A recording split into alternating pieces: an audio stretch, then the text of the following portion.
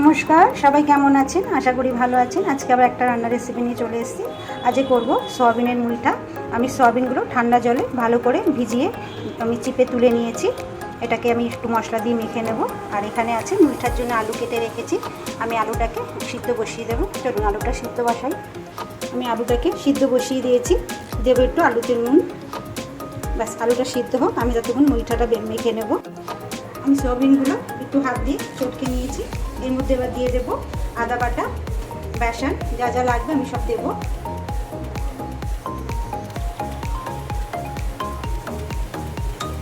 দেবো একটু আদা বাটা, একটু দেবো একটু লঙ্কার গুঁড়ো, দেবো একটু হলুদ,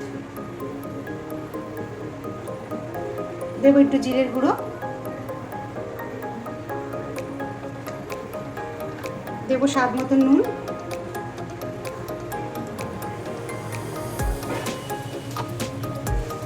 এবার এখানে দিয়ে দেবো বেসন। বেসনটা বেশি নিয়ে আমি ছোট চামচি 4 চামচি নিয়েছি। এবার ভালো করে মেখে নেব। আমি এটা নিরামিষ মুলটা করব সয়াবিনের। অনেকে নিরামিষ খেতে পছন্দ করেন, আবার অনেকে আছে 12 মাসে নিরামিষ খায়, তারা এইভাবে করেও খেতে পারে সয়াবিনের মুলটা।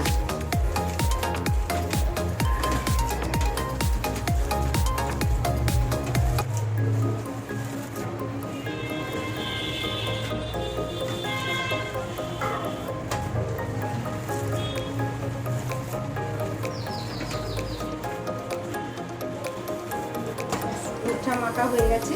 এবার থালায় একটু তেল নিয়ে আমি মুঠাগুলো করে রেখে দেবো।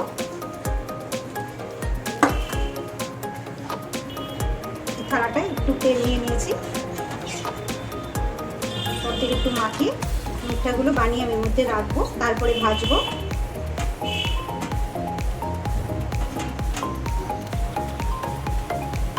এবার মুঠাগুলো বানিয়ে নেব।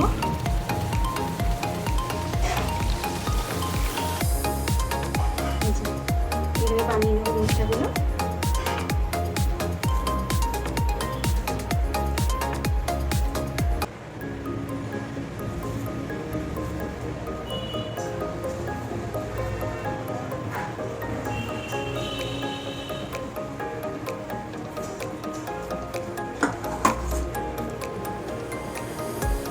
সবগুলো এইভাবে করে বানিয়ে নেব। আমি সব মুঠাগুলো তৈরি করে নিয়েছি। এই দেখুন, যাতে আঙ্গুলের দাগগুলো পড়ে। মুঠা মানে মুঠো করে নিয়ে সেটাকে আঙ্গুলের ছাপ দিয়ে তৈরি করা, তাকে বলে মুঠা। এবার আমি কড়াইটা বসিয়ে দেবো গ্যাসে। কড়াই গরম হয়ে গেছে, তেল দিয়েছি, তেলও গরম হয়ে গেছে। এবার আমি মুঠাগুলো ভেজে নেব।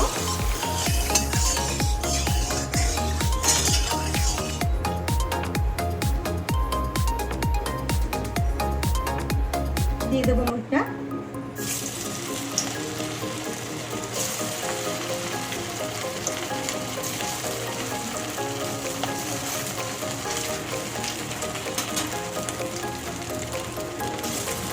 সয়াবিনের মুঠটা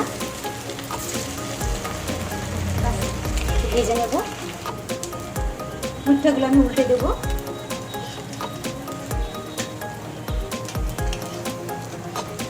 বেশ সুন্দর শক্ত হয়ে গেছে।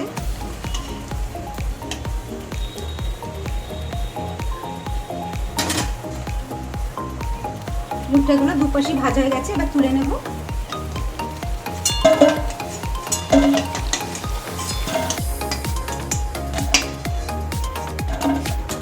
দেখুন, ভেজে তুলে নিলাম। যে কটা বাকি আছে আমি ভেজে নেব। আমি সয়াবিনের মুঠটা সব ভেজে তুলে নিয়েছি। এবার এই তেলে আমি আলুটা ভেজে নেব। সিদ্ধ করা আলু।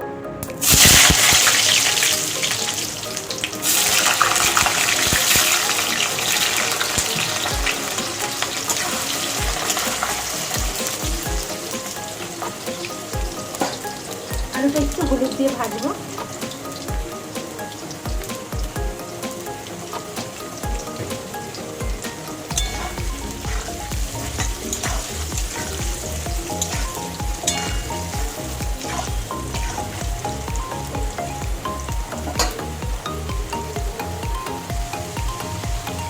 আমি আলুগুলো লাল লাল করে ভেজে নিয়েছি, এবার তুলে নেব।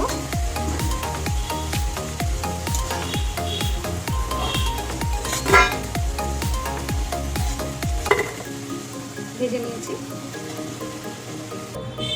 এখানে অনেকটা তেল আছে, আমি কিছুটা তেল তুলে নেব, এতটা তেলে রান্না করব না। আমি এতটা তেল তুলে নিয়েছি। এবার দিয়ে দেব কটা জিরে ফোড়ন, সাদা জিরে, একটা শুকনো লঙ্কা আমি ছিঁড়ে দিয়েছি, তাহলে ফাটবে। দুটো তেজপাতা এটা ছিঁড়ে দিলাম।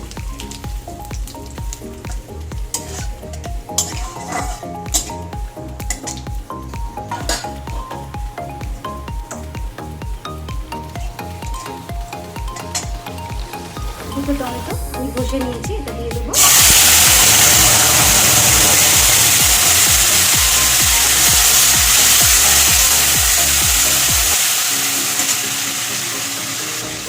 এর মধ্যে এবার দিয়ে দেবো স্বাদ মতো নুন, দিয়ে দেবো স্বাদ মতো নুন, দেবো হলুদ গুঁড়ো,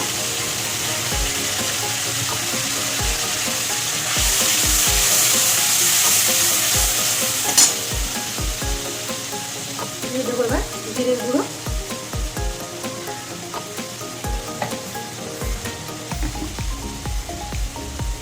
দেবো এবার ধনের গুঁড়ো,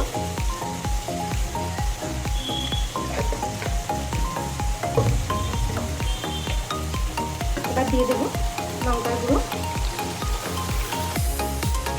আর দেবো না।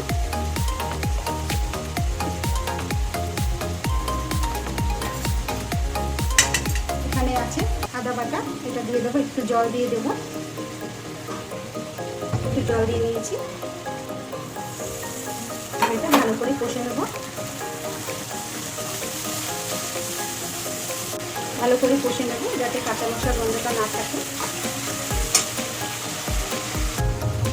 ভালো করে মশলা কষে নিচ্ছি, দেখুন মশলার থেকে তেল ছেড়ে দিয়েছে। এবার দিয়ে দেবো একটু টক দই, ঘরে টক দই ছিল না, একটুকুই ছিল, আমি একটুকু দিয়ে দিই।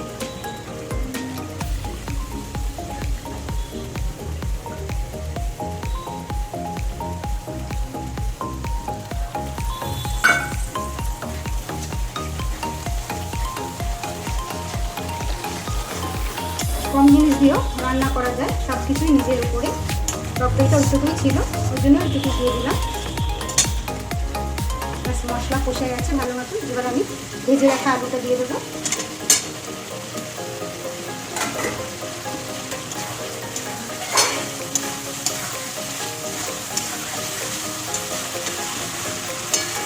খুব বেশি মশলা দিলে, খুব বেশি তেল দিলেই যে রান্না ভালো হবে সেটা না।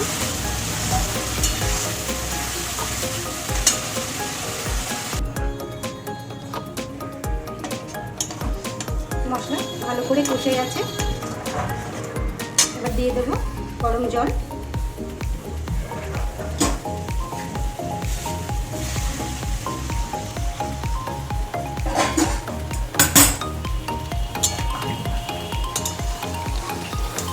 আর জল দেবো না আমি, যেহেতু আলু সিদ্ধ করা, আলুটাকে ভেজে নিয়ে কষালাম, আলু অনেকটাই সিদ্ধ হয়ে গেছে।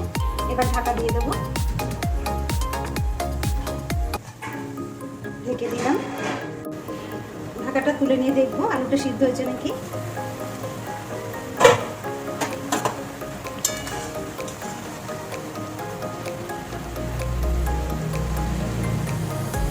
আলু সিদ্ধ হয়ে গেছে।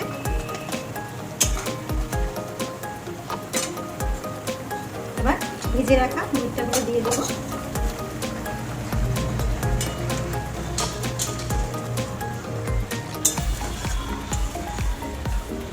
আমি 5 মিনিটের জন্য ঢেকে দেব।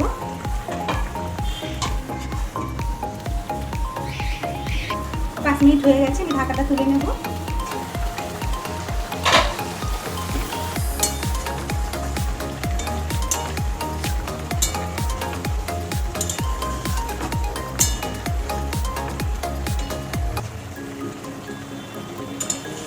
আর বেশি সিদ্ধ করবো না, তাহলে মুখটাগুলো পুরো ভেঙে যাবে। দিয়ে দেবো একটু মিষ্টি,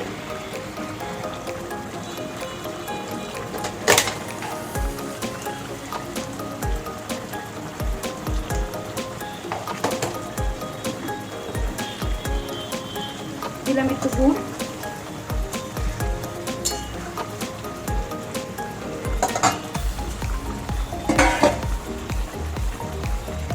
এবার দিয়ে দেবো বেটে রাখা গরম মশলা,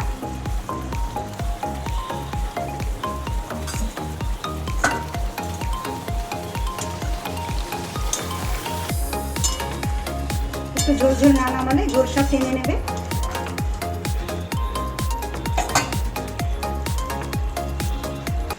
এবার দিয়ে দেবো একটু ঘি। এবার আমি নামিয়ে নেব সয়াবিনের মুখটা।